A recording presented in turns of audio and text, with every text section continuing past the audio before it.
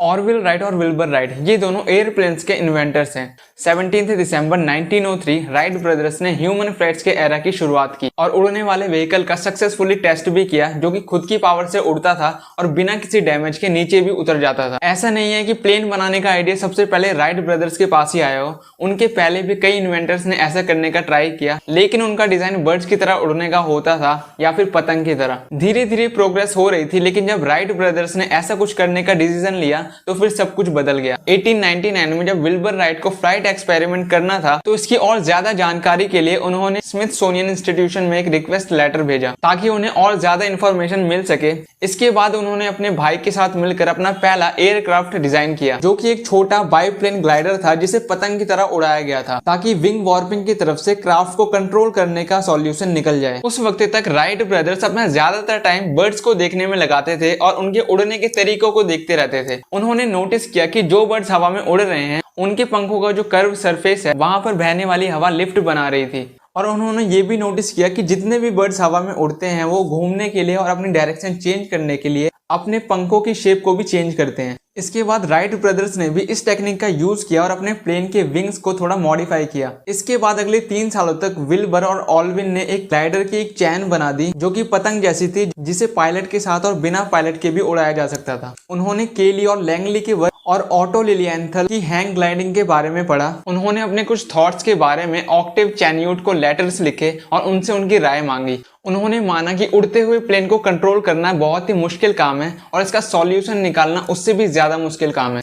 एक successful glider test के बाद राइट ब्रदर्स ने एक फुल साइज के ग्लाइडर का कंस्ट्रक्शन किया और उसे टेस्ट किया। उन्होंने नॉर्दर्न कैरोलिना के किटी हॉक को उसकी हवा, रेत और पहाड़ी इलाके की वजह से अपने प्लेन के टेस्ट साइट के लिए चुना। ईयर 1900 में राइट ब्रदर्स ने अपने नए 50 पाउंड बाईप्लेन ग्लाइडर का 17 फुट विंग स्पैन और विंग वॉर्पिंग मैकेनिज्म के साथ किटी हॉक में अनमैन्ड और पायलट दोनों उड़ानों को सक्सेसफुली टेस्ट किया। इनफैक्ट ये पहला पायलट ऑपरेटेड ग्लाइडर था। रिजल्ट के बेस पर राइट ब्रदर्स ने कंट्रोलिंग एंड लैंडिंग गियर को रिफाइन करने और एक बड़ा ग्लाइडर बनाने का प्लान किया। 1901 में नॉर्थ कैरोलिना के किल डेविल हिल्स में राइट ब्रदर्स ने अब तक का सबसे बड़ा ग्लाइडर उड़ाया। इसका विंग स्पैन 22 फीट, वेट लगभग 100 पाउंड और लैंडिंग के लिए स्लिपरी था। इसके साथ ही कई इश्यूज भी आए, जैसे ग्लाइडर के विंग्स में ज्यादा लिफ्टिंग पावर नहीं थी और जो आगे का एलिवेटर था वो पिच को कंट्रोल करने में इफेक्टिव नहीं था और विंग वॉर्पिंग मैकेनिज्म की वजह से प्लेन कभी कभी कंट्रोल से बाहर चला जाता था। इससे राइट ब्रदर्स काफी डिसअपॉइंट थे और उनको लगने लगा था कि ह्यूमंस अब कभी भी फ्लाई नहीं कर पाएंगे। लेकिन इसके बाद भी राइट ब्रदर्स अपने काम में फुल डेडिकेशन के साथ लगे रहे और इसके बाद उन्होंने एक नया ग्लाइडर डिजाइन किया जिसमें 32 इंचेस के विंग्स और ग्लाइडर को स्टेबल रखने के लिए ग्लाइडर के पीछे एक टेल भी लगाई।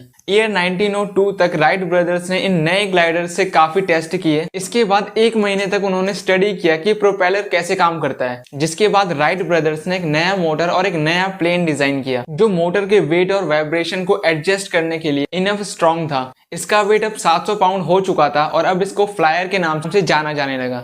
इसके बाद राइट ब्रदर्स ने फ्लायर के टेक ऑफ के लिए एक ट्रैक बनाया। इसके बाद जब फ्लायर को पहली बार उड़ाया गया तब वो क्रैश हो गया, लेकिन ज्यादा बड़ा नुकसान नहीं हुआ। इसके बाद दूसरी बार 17 दिसंबर 1903 को फ्लायर को दूसरी बार उड़ाया गया, तब ये सक्सेसफुली 12 सेकंड तक हवा में उड़ता रहा, जो कि हिस्ट्री की पहली सक्सेसफुली ऑपरेटेड फ्लाइट थी। उस दिन प्लेन ने 2 बार सक्सेसफुली फ्लाई किया और ऑरविल राइट और विल्बर राइट ने अपने फादर को एक टेलीग्राम भेजा जिसमें इन दोनों भाइयों की प्लेन उड़ाते हुए एक फोटो थी और साथ ही अपने फादर को इंस्ट्रक्शन दी गई थी कि प्रेस को इस बारे में बता दिया जाए कि पहली बार विद पायलट कोई प्लेन सक्सेसफुली हवा में फ्लाई किया है। और इस तरह से पहली बार इंसानों के बीच एयरप्लेन जैसी कोई चीज आई और इस तरह से एयरप्लेन का जन्म हुआ।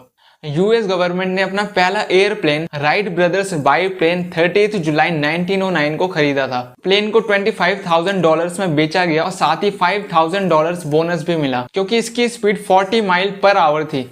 इसके बाद ईयर 1912 में राइट ब्रदर्स की तरफ से प्लेन में मशीन गन्स को ऐड किया गया और दुनिया का पहला आर्मी फाइटर प्लेन बनाया गया जिसे मैरीलैंड के कॉलेज पार्क में एयरपोर्ट के ऊपर उड़ाया गया था। और पहला एयरपोर्ट ईयर 1909 में बनाया गया था ताकि गवर्नमेंट की तरफ से खरीदे गए एयरप्लेन्स को उनके ऑफिसर्स उड़ाना सीख सकें। ईयर 1911 में राइट्स विन फिज नाम का एक प्लेन यूएसए को पार करने वाला वो पहला प्लेन था। और ऐसा करने में उस प्लेन को 84 डेज लगे और साथ ही उसके 70 स्टॉप्स भी थे और ये प्लेन कई बार क्रैश भी हुआ था। राइट ब्रदर्स के बाद अब इन्वेंटर्स ने एयरप्लेन्स में और भी ज्यादा इंप्रूवमेंट करने शुरू कर दिए और अब एयरप्लेन्स का यूज मिलिट्री और कमर्शियल दोनों तरह होने लगा। फिर धीरे धीरे वक्त गुजरा तो अब प्लेन्स भी आने लगे जिनकी स्पीड और कैपेसिटी इनसे ज्यादा होती थी और इस तरह से एयरप्लेन का आविष्कार हुआ और इंसानों को हवा में लेकर उड़ने वाली कोई चीज लोगों के सामने आई। फिलहाल इस वीडियो में सिर्फ इतना ही, मिलते हैं एक नई वीडियो के साथ। Thanks for watching.